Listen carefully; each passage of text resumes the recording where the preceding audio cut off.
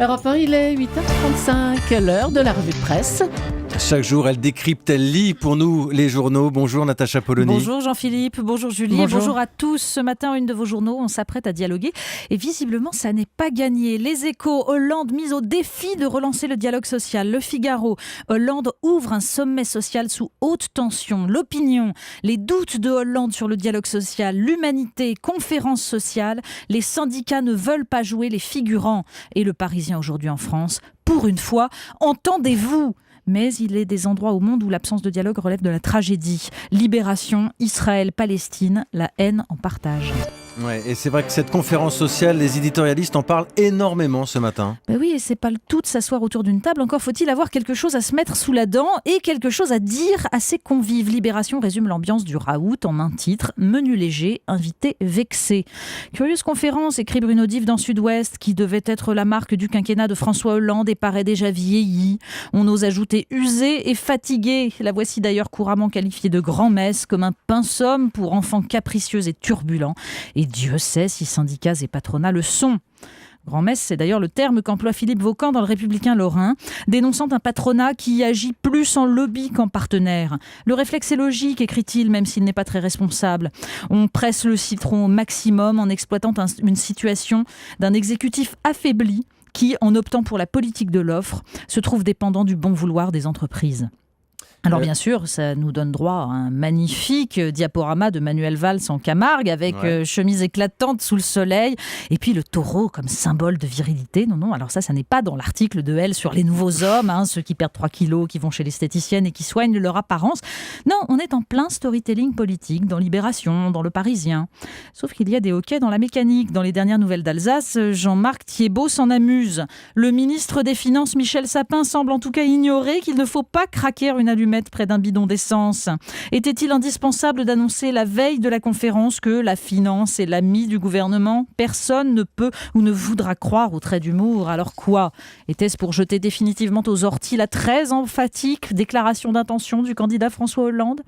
Oui, au fond, mais c'était déjà fait depuis longtemps. Voilà, on retourne à l'école avec les résultats du bac. J'apprends ce matin qu'on peut avoir le bac avec plus de 20 de moyenne. Mais bien sûr, c'est même de plus en plus courant. Mais bien sûr, donc on a cet article ce matin, cet article du Parisien pour célébrer Myriam, fille d'ouvrier et de mère au foyer, bachelière avec 21,03 de moyenne. Rare exemple de réussite dans une école plus inégalitaire que jamais où l'ascenseur social est mort. Alors bravo à Myriam. Et puis bien sûr, il y a les débats sur les nouveaux programmes de maternelle dans le monde et l'énervement de Christine Claire dans le Télégramme. Et maintenant la maternelle, après le bac pour tous, après l'éventuelle réforme de la notation au motif qu'elle susciterait humiliation et ressentiment, voici la révision des programmes des tout-petits.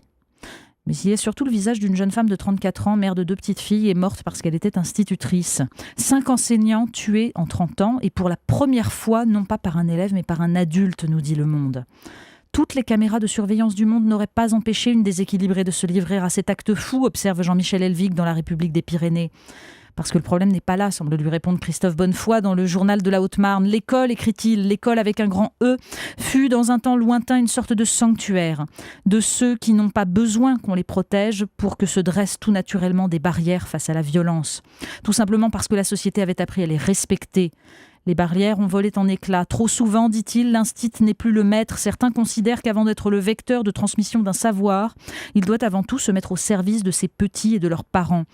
Un exécutant juste bon à se taire devant la verve et les exigences d'un père ou d'une mère dont l'autorité a parfois totalement disparu au sein même de la cellule familiale.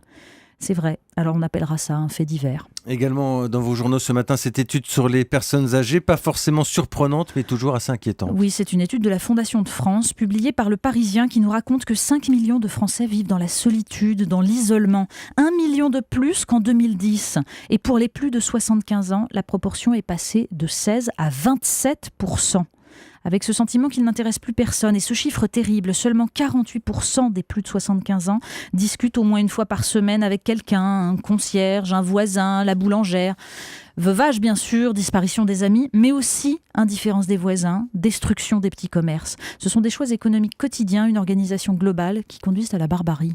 On parle aussi un peu d'OGM dans les journaux. Mais oui, ça c'est un entrefilet dans le Monde qui commence par ces mots. Amaranthus palmeri est le nom savant d'une formidable cochonnerie. Une mauvaise herbe qui peut mesurer plus de 2 mètres et qui se répand dans 23 États des États-Unis. Pourquoi ? Eh bien parce qu'elle est devenue résistante au Roundup, cet herbicide utilisé en masse depuis que Monsanto a inventé du maïs et du colza transgénique résistant au Roundup donc.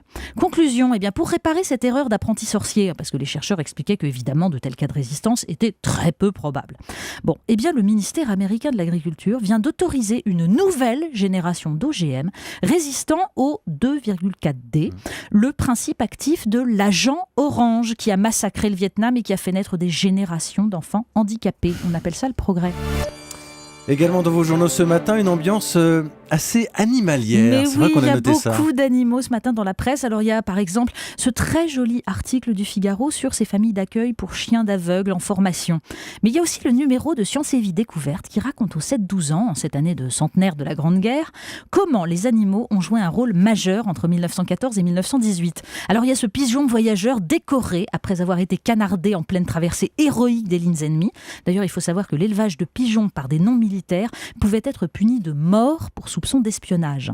Et puis il y a les éléphants des cirques qui étaient réquisitionnés pour labourer les champs à la place des chevaux partis au front. La photo est très très drôle. Et puis il y a la petite ours mascotte des soldats canadiens et que les enfants de Londres venaient admirer au zoo. L'un d'eux, devenu plus tard écrivain, donna son nom au héros de ces histoires, Winnie l'ourson. Alors imaginez dans un siècle ce que les livres d'histoire pourront faire en rendant hommage au taureau de Camargue utilisé pour faire oublier les pigeons mobilisés par la conférence sociale. La revue de presse de Natacha Polony chaque matin sur Europe 1. Merci Natacha.